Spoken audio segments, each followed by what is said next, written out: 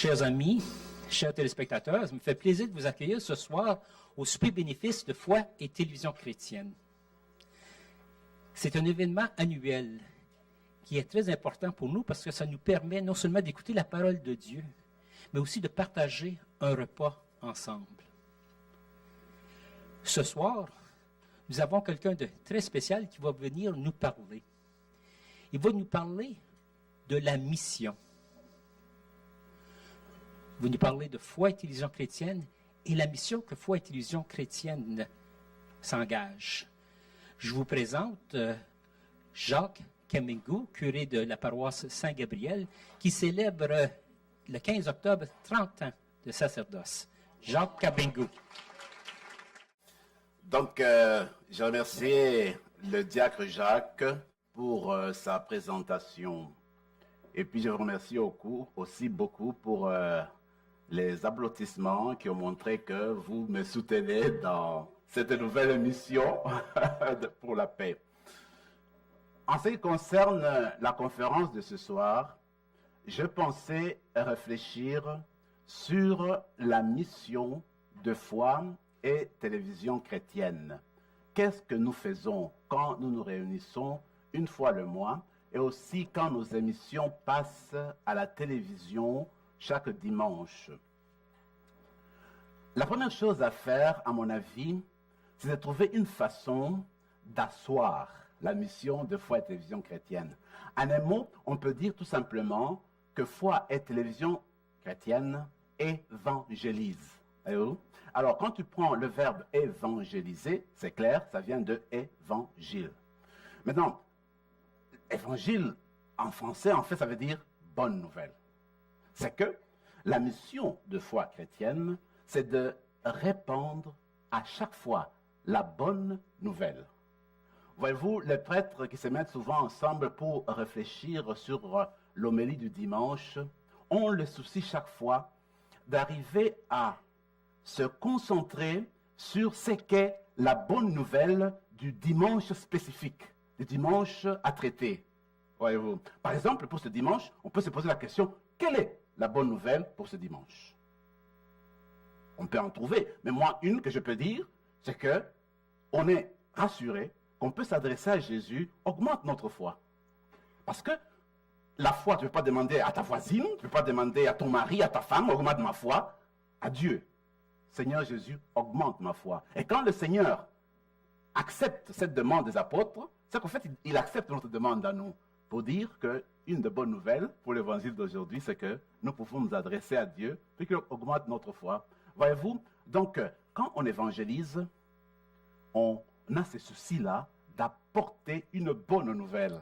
Alors, quand Foi et Télévision chrétienne rassemble des frères et des sœurs pour annoncer l'évangile, ça veut dire que Foi et Télévision chrétienne veut annoncer une bonne nouvelle. Donc, ce que nous devons nous préoccuper, quand nous avons nos thèmes à présenter, et que nous avons aussi des présentateurs, des conférenciers, notre souci doit toujours être pour que l'annonce que nous faisons soit toujours une bonne nouvelle. Pour que quand les gens sortent de nos rencontres, qu'ils ne sortent pas déprimés, mais qu'ils sortent relevés, guéris. Pourquoi? Parce qu'ils ont écouté la parole de Dieu qui est une bonne nouvelle. Voyez-vous? Donc, la première chose, c'est que Foi et Télévision chrétienne nous apporte la bonne nouvelle. Maintenant, comment asseoir cette mission-là, cette mission d'évangélisation? Je me suis dit, je prends deux textes du Nouveau Testament. Notamment, le premier, c'est la finale de Matthieu 28. Vous vous rappelez, le Seigneur qui dit, écoutez, allez dans le monde entier. Alors là, baptisez les nations, baptisez les personnes, faites des disciples. Voyez-vous, avec l'expérience de mon ministère, il me semble que baptiser, c'est facile. Hein? Tu amènes l'enfant ou l'adulte au nom du Père et du Fils et du Saint-Esprit, c'est fini. Mais alors là, le Seigneur ne dit pas seulement baptisez-les, faites des disciples. Alors, notre travail à nous, c'est cette deuxième partie-là. Nous, Foi et Télévision chrétienne, faisons des disciples avec les personnes à qui nous nous adressons. Faire des disciples, ce sont des personnes qui acceptent Jésus comme leur maître. Parce que le disciple est celui qui suit le maître. Le disciple veut être comme son maître. Le modèle du disciple, c'est le maître. Alors, notre maître à nous, c'est Jésus. Alors, notre but, c'est de converger les gens vers Jésus comme leur maître. Parce que nous voulons faire d'elle des disciples du Seigneur. Voyez-vous? Alors, c'est là que j'assois la mission de Foi et Télévision Chrétienne sur Matthieu donc 28, 18 à 20. Alors, quand je prends la deuxième référence, c'est celui qu'on trouve dans Luc au chapitre 10. Vous vous rappelez l'envoi de 72 disciples. Et puis, le chiffre 72, vous le savez très bien, c'est un chiffre symbolique, en fait, qui veut dire la totalité. Pour dire que dans l'Évangile, notre Seigneur envoie ses apôtres, c'est vrai. Mais il y a aussi cet envoi de 72 disciples, qui veut dire en fait la totalité. C'est que tout le monde est envoyé, tout le monde est apôtre, tout le monde est missionnaire.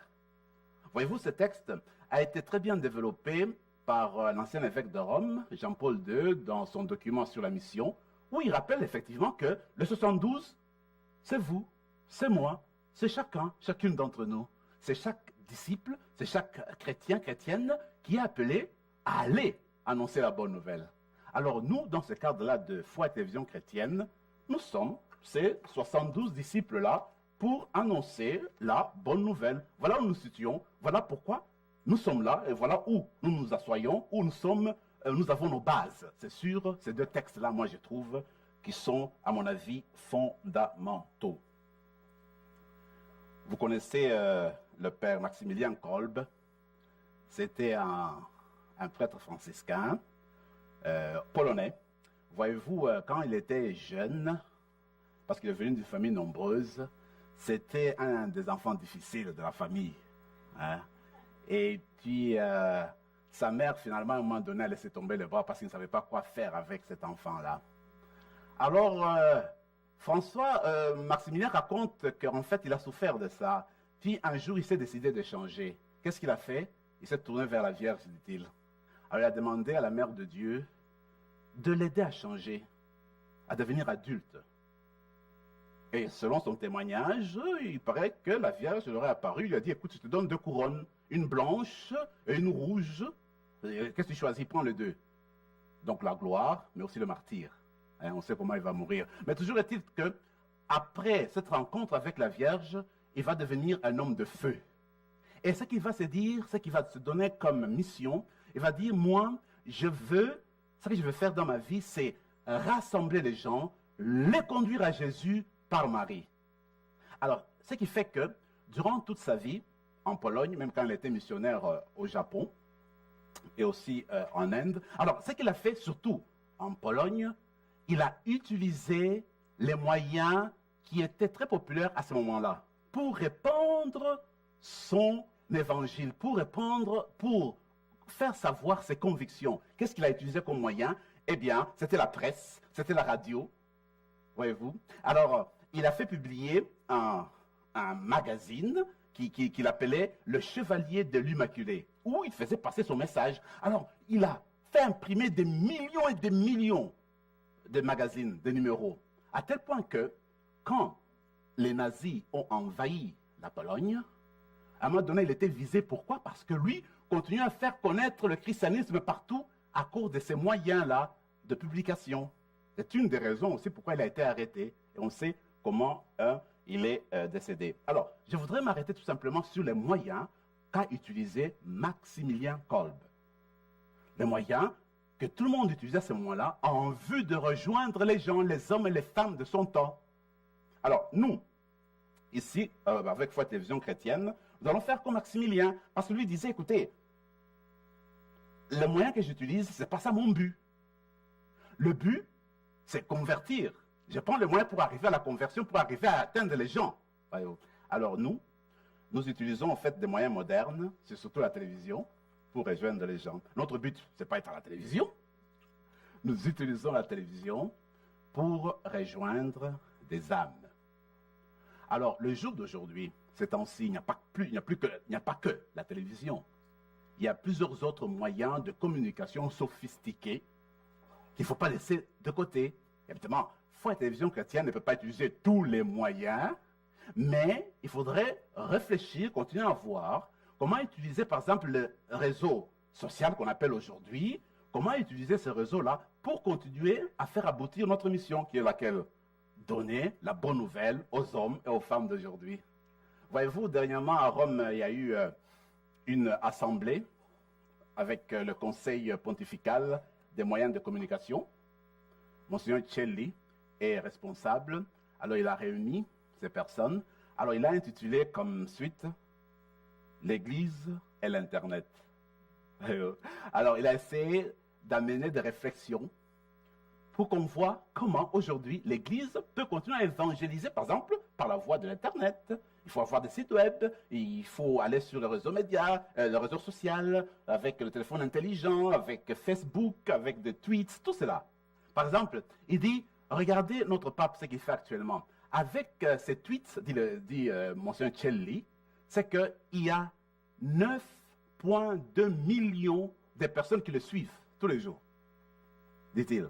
Alors, il donne l'exemple aussi que sur le site du Vatican, par mois, il y a 10,2 millions de personnes qui suivent les nouvelles. Ils suivent les nouvelles sur le Vatican. Donc, pour dire que les moyens d'aujourd'hui sont à utiliser pour rejoindre les gens.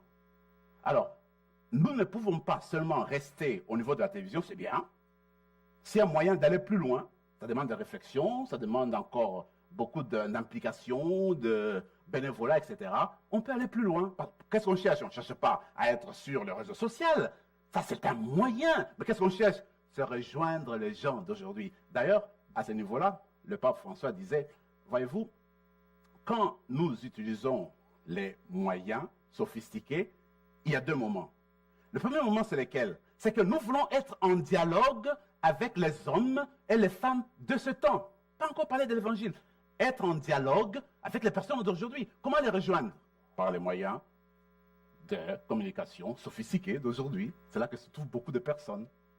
Toujours à cette assemblée-là, on disait que, par exemple, en Asie, il y a 100 millions de personnes qui utilisent le réseau social.